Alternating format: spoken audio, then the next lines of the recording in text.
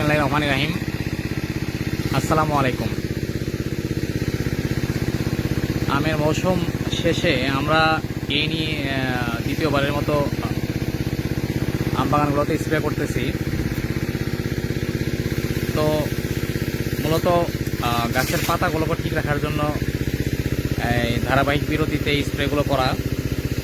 কারণ আপনি যদি গাছের পাতাগুলোকে ঠিক রাখতে না পারেন, সেক্ষেত্রে প্রত্যাশিত ফলন কখনোই পাবেন না। আপনার গাছে লক্ষ্য করুন, এই সময়টাতে প্রায় প্রত্যেকটি আমের বাগানে এবং প্রত্যেকটি জাতে প্রায় একযুগে নতুন পাতা বের হইতেছে। তো অবশ্যই এই সুযোগটা আপনাকে কাজে লাগাতে হবে এবং সময় মতো স্প্রে দিতে হবে। তো আমরা সেটি করার চেষ্টা করতেছি, যদিও আমাদের অন্যান্য কিছু কাজের চাপ ছিল। আপাতত সেগুলো বন্ধ রেখে আমরা বাণিজ্যিক বাগানগুলোতে স্প্রে করা শুরু করে দিয়েছি। আপনারা গাছগুলো লক্ষ্য করুন, দেখুন প্রত্যেকটা গাছে নতুন পাতা মানে একদম পুরোদমে বের হচ্ছে।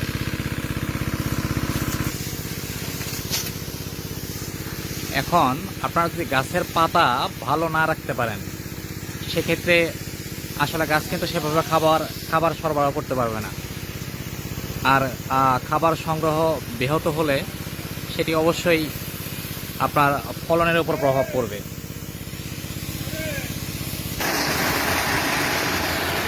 দেখুন আমরা ড্রামগুলো ভর্তি করতেছি।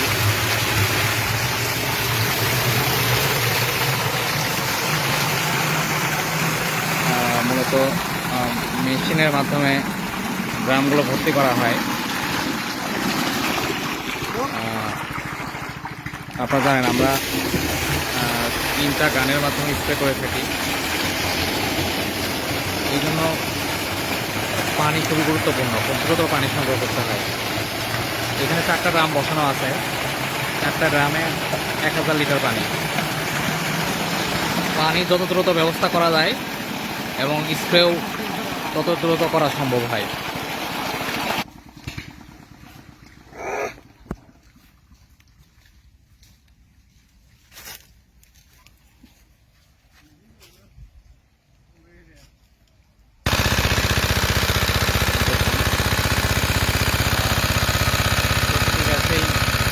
নতুন পাতা বের হয়ে গেছে এবং এই পাওয়ার স্প্রের মাধ্যমে আপনারা যদি স্প্রে করেন, তাহলে একেবারে গাছের ভিতরে ফুল স্পিডে স্প্রে হওয়ার কারণে গাছের পাতার ভিতরে এবং বাকলের আশেপাশে প্রত্যেকটা জায়গায় কিন্তু কীটনাশক চলে যাবে। তো আমি যে কথাটি বলতেছিলাম সেটি হচ্ছে, আম গাছের যে গুরুত্বপূর্ণ কিছু পরিচর্যা আছে, তার মধ্যে স্প্রে করা অত্যন্ত গুরুত্বপূর্ণ। তো আমরা বিভিন্ন কারণে স্প্রে করে থাকি, বিভিন্ন রোগবালাইয়ের জন্যে। তো এই মুহূর্তে আসলে আম শেষ হয়ে যাওয়ার পর গাছের পাতাগুলোকে ঠিক রাখা, এর জন্য স্প্রে করাটা খুবই গুরুত্বপূর্ণ। বিশেষ করে আম শেষ হয়ে যাওয়ার পর আমাদের কমপক্ষে 3বার স্প্রে করতে হয়।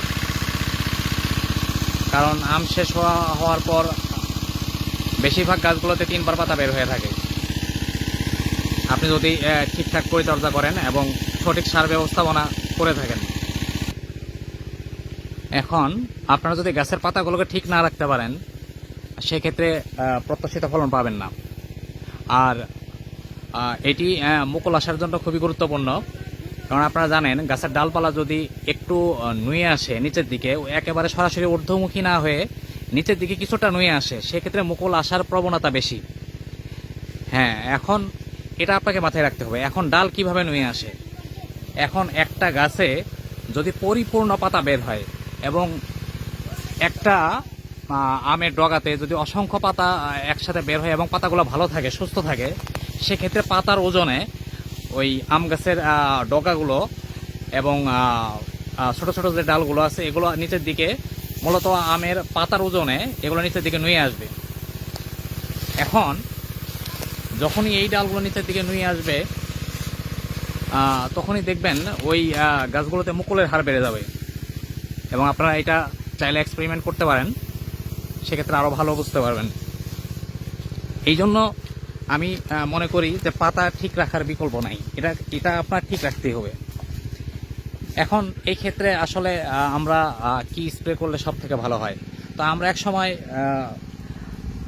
এই পাতা যে আম গাছে নষ্ট হয়ে যেত, এটা শুধুমাত্র যে পাতা কাটা উইভিল আছে, এটাতে স্ত্রী এবং পুরুষ দুই ধরনের পোকাই আছে। তো এই পোকায় পাতা নষ্ট করে ফেলতো। তো ইদানিং আরও বেশ কিছু পোকার আক্রমণে মূলত পাতাগুলো নষ্ট হয়ে যাচ্ছে। এগুলো নিয়ে আমি আরও অন্য একটি ভিডিওতে বিস্তারিত আলোচনা করব। তো যারা শুধুমাত্র দেশি আমের, দেশি বলতে আমাদের দেশীয় যে ভ্যারাইটিগুলো আছে এগুলো যারা চাষ করেন, তারা শুধুমাত্র এই সময় নাইট্রো 55 ইসি, এটিতে সাইপারমেথ্রিন এবং ক্লোরোপাইরিফস আছে, শুধুমাত্র এটি স্প্রে করতে পারেন। এটি স্প্রে করলেই চলবে।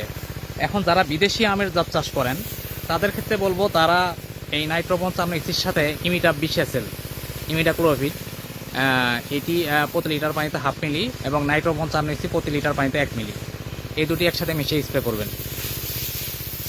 আশা করি এই ভিডিওটি দেখার মাধ্যমে আপনারা অনেকটা উপকৃত হবেন। তো ভিডিওটি দেখার জন্য সবাইকে ধন্যবাদ। সবাই ভালো থাকবেন। আল্লাহ হাফেজ।